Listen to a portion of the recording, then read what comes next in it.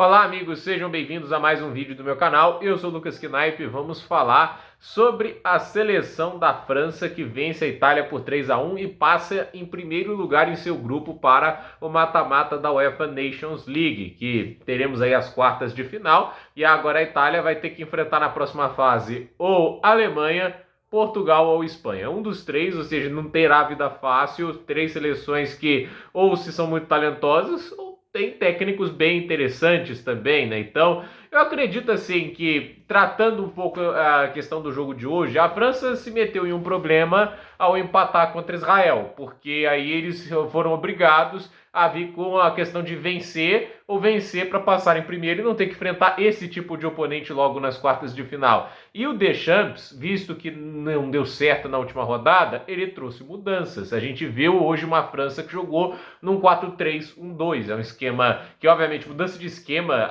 sim, no instalar de dedos desse jeito é muito arriscado, mas ele tentou algo diferente que funcionou. A ideia é o quê? Você dá mais solidez defensiva. Ele colocou ali o Guendouzi, né, entre outros jogadores como o Manu Kone, para tentar dar uma solidez defensiva maior e ao mesmo tempo ele deixou o ataque assim. Alguns vão ter um pouco mais de liberdade para subir o ataque, mas um Cucu como 10, que até, a meu ver, tipo assim, ele não jogou tão bem hoje, né? Tipo, ele se movimentou ali no ataque, acertou os passes, mas não conseguiu criar grandes jogadas, a meu ver. Ele tem inteligência para se movimentar e puxar a marcação.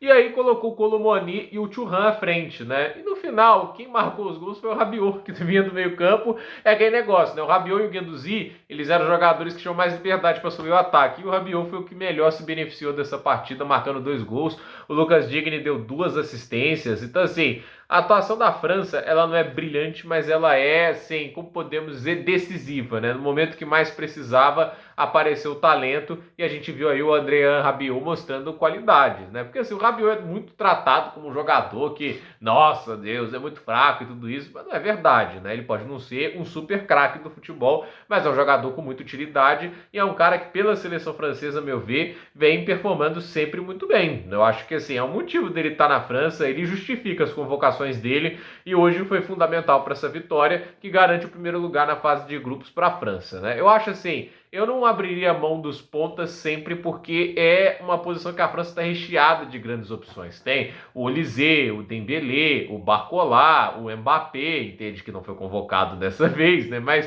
o que eu quero dizer é, você tem muita qualidade nessas pontas e jogar sem elas é um risco também, né? Você está confiando muito no centroavantes que, convenhamos, são jogadores assim que são um pouco mais instáveis. Bons jogadores. O Thuram, eu acho ele excelente, inclusive. O Colomoni já viveu fases melhores. Na sua melhor fase também era excelente, um jogador muito disputado para ser centroavante de outras equipes, principalmente até na Premier League. Acabou indo para o PSG, que para ele foi horrível, já que o Luiz Henrique claramente não gosta dele. Mas de qualquer jeito, é uma Itália que está tentando se reconstruir com o Spalletti e não está conseguindo jogar da maneira que o Spalletti gosta, então ele foi para um 3-5-1, né?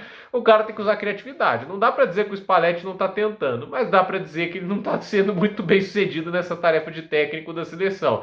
É curioso pensar, né? O Luciano Spalletti abriu mão do trabalho dele na Napoli, que estava muito bem sucedido. Ok que o finalzinho de passagem dele já mostrava alguns sinais de queda, mas nada garantia que a Napoli iria ter essa queda brutal como teve nas temporadas consecutivas. Mas a questão é, ele foi para a seleção italiana que era um risco, não é uma seleção que esbanja talento, que está numa geração gloriosa, é um trabalho complicado e que o técnico tem que fazer muita diferença. E convenhamos, até agora o Spalletti não faz tanta diferença assim. Uma atuação boa ou outra, ok, mas assim, nada de extraordinário, extremamente especial. É uma Itália ok, entende? Eu tô vendo essa Itália jogar e falo, ok, um time interessante, mas nada de... Eu não vou considerar a Itália favorita para um grande título europeu, entende? Nada disso, né? A Itália é uma seleção que, assim, né? Você vai enfrentar, você vai olhar, ó, o Barella é perigoso, entende? Você vai olhar para os jogadores e falar, nossa, esse jogador a gente respeita, mas assim, longe de ser a seleção que mais intimida, né? Já teve uma época que a seleção tinha Gilardino, Del Piero, Maldini, Pirlo, Gattuso, o Ambrosini. Você tinha também os jogadores como Giorgio Chiellini, Gianluigi Buffon, entende? Já teve uma época que a seleção da Itália aterrorizava, né? Como 2006 era uma baita da seleção, né? O talento daquele meio campo era um negócio maravilhoso, mas porque já passou esse tempinho, né? Hoje a Itália tem bons jogadores, são jogadores bem interessantes, mas, é assim, no conjunto da obra, nada de especial. E o Spalletti não está conseguindo dar o algo mais. Isso para mim é o que é o pior.